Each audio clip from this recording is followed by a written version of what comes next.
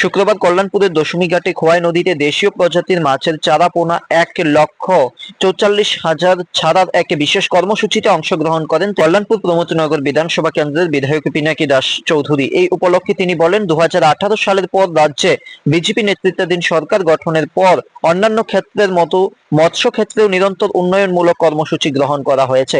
নদী, জলাশয়, পুকুর সবখানেই দেশীয় প্রজাতির মাছের উৎপাদন বাড়াতে কার্যকরী উদ্যোগ নেওয়া হয়েছে। তিনি দপ্তরের ভূমিকাকে সাধুবাদ জানিয়ে বলেন, এমন উদ্যোগে চাষিরাও যেমন লাভবান হবেন এবং নদীর জৈব বৈচিত্র্য রক্ষা পাবে। এই কর্মসূচিতে এছাড়া উপস্থিত ছিলেন পঞ্চায়েত সমিতির চেয়ারম্যান সোমেন গুপ্ত, স্থানীয় উপপ্রধান অসীম দেবরাজ ও সমাজসেবী নিতাই বল সহ অন্যান্যরা। আমরা জানতে পেরেছি আমাদের সরকারের উদ্যোগে, বিশেষ করে দপ্তরের সহযোগিতায় এই আমাদের খোয়াই নদীতে কল্যাণপুর ব্লক আওতাধীন দশমীঘাট প্রায় 1 লক্ষ আমাদের যে দেশীয় মাছের চারা, যেটাকে বলি আমরা, রুই, মির্গা বা বিভিন্ন ধরনের মাছ ছাড়া হয়। মূল উদ্দেশ্য একটাই, এটা প্রধানমন্ত্রীর মৎস্য যোজনা স্কিম থেকে দপ্তর থেকেই সেই মাছের ছানাগুলি দেওয়া হয় এবং বছরে একবার।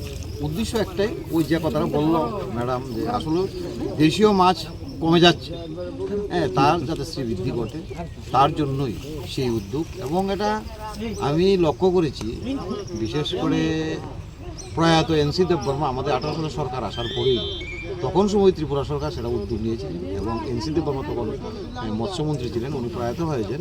চাকমাঘাটে আমি দেখেছিলাম বিরাট বড় অনুষ্ঠানের মাধ্যমে সেটা উদ্বোধন হয়েছিল এবং অত্যন্ত আমার কাছে ভালো লাগছে। সেটা আসলে সরকার সমস্ত বেনিফিশিয়ারিকে ব্লকের মাধ্যমে ফিশারি দপ্তরের উদ্যোগে যা মাছের চারা দেওয়া হচ্ছে, খাবার দেওয়া হচ্ছে, মৎস্য চাষিদের জন্য বাতার ব্যবস্থা হচ্ছে, সমস্ত সুযোগ হচ্ছে। তারপরেও আবার সেই নদীতে একটা বিশেষ উদ্যোগ নেওয়া হয়েছে এবং এটা তাহলে কী হবে, আগামী দিন যেভাবে মাছের বৃদ্ধি হবে এবং যারা আমরা নদীর পাড়ে বা গ্রামে বিভিন্ন অংশে রয়েছি, সবাই সেখান থেকে ভোগ করারও সুযোগ থাকবে।